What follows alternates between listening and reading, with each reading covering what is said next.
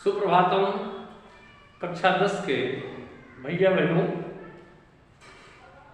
आज का जो हम आपको पाठ पढ़ाने वाले हैं, पाठ को पढ़ाएं उससे पहले इस कवि का थोड़ा सा परिचय। भैया बहनों, श्री श्याम नारायण पांडे जी बड़े ओजस्वी कवि थे।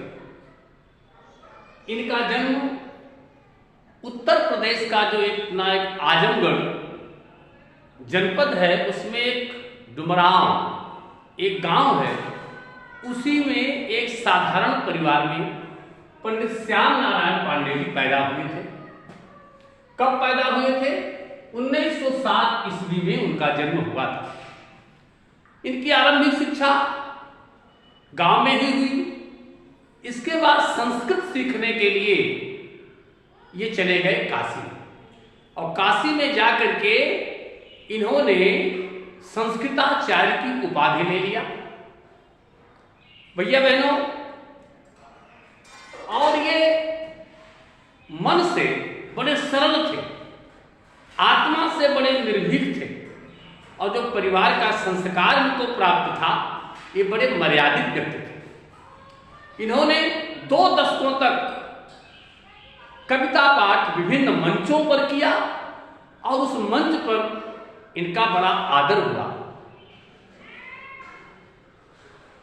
भैया बहनों, आप वीर काव्य को खड़ी बोली के रूप में प्रतिष्ठित किया, यह इनका सबसे बड़ा योगदान था।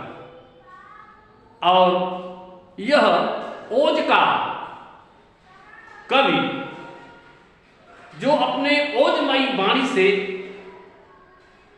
सभा को आह्लादित करता और देश प्रेम के लिए रोमांच भर देता था, ऐसा एक ओजस्वी कवि 1991 ईस्वी को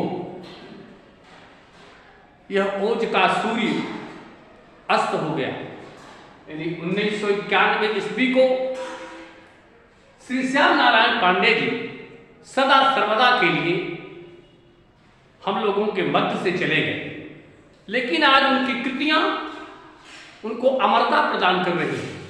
उन्होंने कम से कम 4 महाकाव्य उन्होंने लिखा था। पहला महाकाव्य हल्दी घाटी, जौहर, ऐसी उनकी कई रचनाएं हैं, जिसमें हल्दी घाटी और जौहर ये 2 रचनाएं इनकी बड़ी चर्चित रचनाएं हैं। और आगे उन्होंने तुमुल लिखा, रूपांतर लिखा, आरती लिखा, जय हनुमान लिखा, गोरावध लिखा, ऐसे अनेक कृतियों को उन्होंने साहित्य जगत को प्रदान किया। भैया बहनों, हल्दी घाटी उनका एक ऐसा महाकाव्य रहा जिसके कारण उनको देव पुरस्कार प्राप्त हुआ था। और हल्दी घाटी में राणा प्रताप के युद्ध कौशल का इन्होंने बहुत अच्छा वर्णन किया है। और जो दूसरा उनका जौहर महाकाव्य है, उसमें रानी पद्मिनी की जौहर गाथा का इन्होंने बड़ा ही मार्मिक और सजीव वर्णन किया है। इस प्रकार से पंडित श्याम नारायण पांडे के जो वीर रस के एक महान कवि थे, मंचों पर समादृत थे, इनका आदर होता था। जहां कहीं जाते थे, मन के बड़े विनोदी थे, हंसी मजाक में भी तेज थे, लेकिन आत्मा में कोई निर्भीकता भरी हुई थी। इस प्रकार से मैंने संक्षिप्त परिचय आपको पंडित श्याम नारायण पांडे के विषय में आपको बताया। शेष जानकारी आप इनसे संबंधित इनका जीवन परिचय और विस्तृत रूप से पढ़ सकते हैं। आज जो हम आपको पढ़ाने चल रहे हैं, इन्हीं के जो इनका महाकाव्य हल्दी घाटी है, इसी से लिया गया मैं एक महाकाव्य की कुछ पंक्तियां पढ़ूंगा, जो यूपी बोर्ड परीक्षा की दृष्टि से अत्यंत महत्वपूर्ण है। आइए, हल्दी घाटी शीर्षक से उद्धृत ये पंक्तियां जो अपने पाठ्यक्रम में है, उसको देखें। मेवाड़ केसरी देख रहा, केवल रणकान तमाशा था, वह दौड़ दौड़ करता था रण, वह मान रक्त का प्यासा था। चढ़कर चेतक पर घूम घूम करता सेना रखवाली था, ले महामृत को साथ साथ मानव प्रत्यक्ष कपाली था। कपाली माने काल का स्वामी, महाकाल। भैया बहनों, प्रस्तुत पंक्ति में पंडित श्याम नारायण पांडे जी ने राणा प्रताप के रण कौशल का बड़ा ही सुंदर और सजीव वर्णन किया है। मेवाड़ केसरी देख रहा, मेवाड़ केसरी अर्थात कौन? राणा प्रताप जी। इस पंक्तियों के माध्यम से पंडित श्याम नारायण पांडे जी ने बताया है कि हल्दी घाटी के युद्ध में मेवाड़ केसरी महाराणा प्रताप केवल युद्ध का तमाशा ही नहीं देख रहे थे, तो फिर करते क्या थे? मेवाड़ केसरी देख रहा केवल रण का तमाशा था, वह दौड़ दौड़ करता था रण, वह मान रक्त का प्यासा था। राजा मान सिंह जो अकबर की सेना का नेतृत्व कर रहा था, वह राणा प्रताप से युद्ध करने के लिए अकबर की सेना का नेतृत्व करता हुआ आक्रमण कर रहा था। तो मेवाड़ केसरी राणा प्रताप दौड़ दौड़ करके रण करते थे, उसकी सेना को मारते चले जाते थे। जो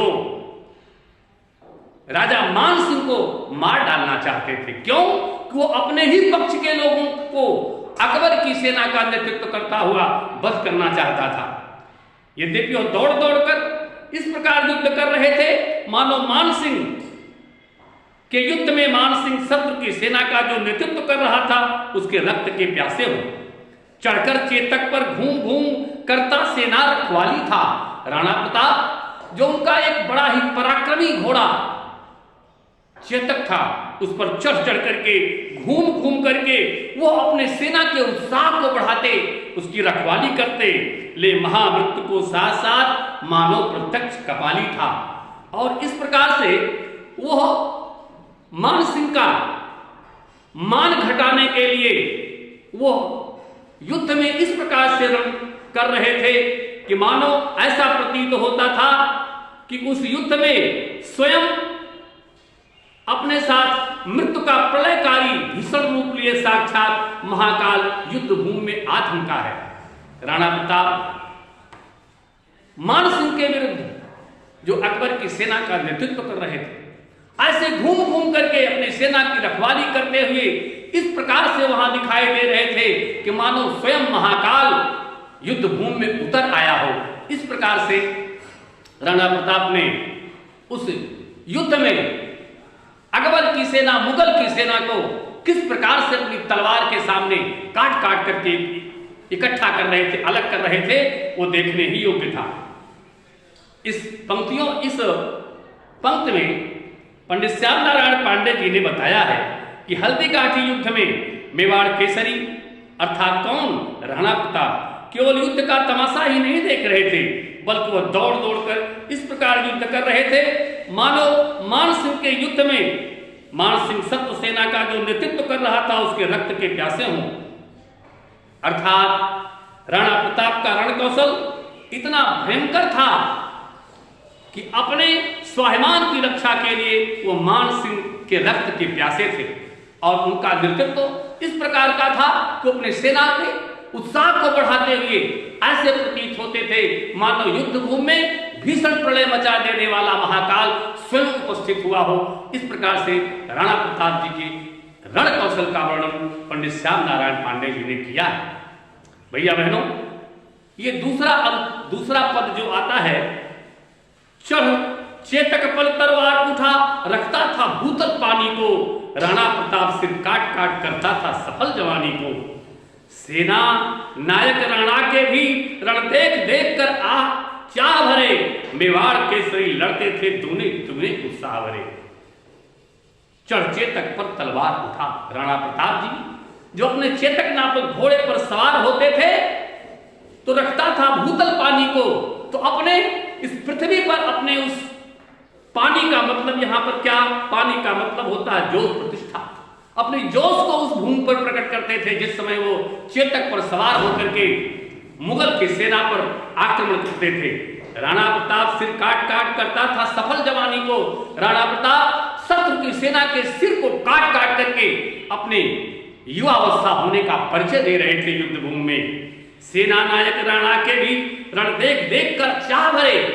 जो राणा प्रताप के सेनाओं के सेना नायक थे, जब वो अपने राजा राणा प्रताप के युद्ध के कौशल को देखते थे तो उनका उत्साह और दुना हो जाता था और वो दूने चौगुने उत्साह से युद्ध करते थे। मेवाड़ केसरी लड़ते थे दूने तिगुने उत्साह भरे। मेवाड़ केसरी राणा प्रताप की सेना और स्वयं राणा प्रताप दूने तिगुने उत्साह से लड़ते थे। राणा प्रताप अपनी सेना का नेतृत्व करते हुए, सेना के उत्साह को बढ़ाते हुए उस मुगलों की सेना के एक एक के सिर को काट काट करके अपनी युवावस्था का परिचय दे रहे थे। इस प्रकार से पंडित श्याम नारायण पांडे जी ने राणा प्रताप के उस युद्ध कौशल का बड़ा ही सजीव और मार्मिक वर्णन किया है। भैया बहनों, इसकी व्याख्या हमको कैसे करना है? उक्त पंक्तियों में पंडित श्याम नारायण पांडे जी कहते हैं, युद्ध भूमि में तलवार उठाकर चेतक पर सवार होकर युद्ध में तल्लीन राणा प्रताप जब कर रहे थे तो ऐसा प्रतीत होता था कि मानो वह अपने अंदर भूतल में स्थित पानी अर्थात असीम सौर को धारण कर रहे हों। अर्थात युद्ध करते हुए राजा के अंदर असीमित साहस दिखाई दे रहा था। वह ऐसा पराक्रमी वीर था जो शत्रु सेना के सिर काट काट कर अपने जवानी का वास्तविक परिचय दे रहा था, करता था सफल जवानी को। और इसके बाद सेना नायक राणा के भी जो शत्रु सेना के सिर को जब काट काट करके वो नीचे रखते थे तो राणा प्रताप के सेना के कुशल सैनिक राणा प्रताप का रण कौशल देख करके और उत्साहित होकर युद्ध कर रहे थे। मेवाड़ केसरी लड़ते थे दुगने तिगुने उत्साह भरे। वे राणा प्रताप के पराक्रम को देखकर दुगने तिगुने उत्साह के साथ युद्ध को करते थे। इस प्रकार आज का ये 2 पद्यांश हमारा समाप्त हुआ। इसको आप किताब खोल करके तब पढ़ेंगे, तब आपको आएगा। और इस प्रकार से आप अगर समझ में आता है तो व्याख्या करेंगे, फिर पुनः ऑफलाइन में इसकी व्याख्या आपको पुनः करा दी जाएगी।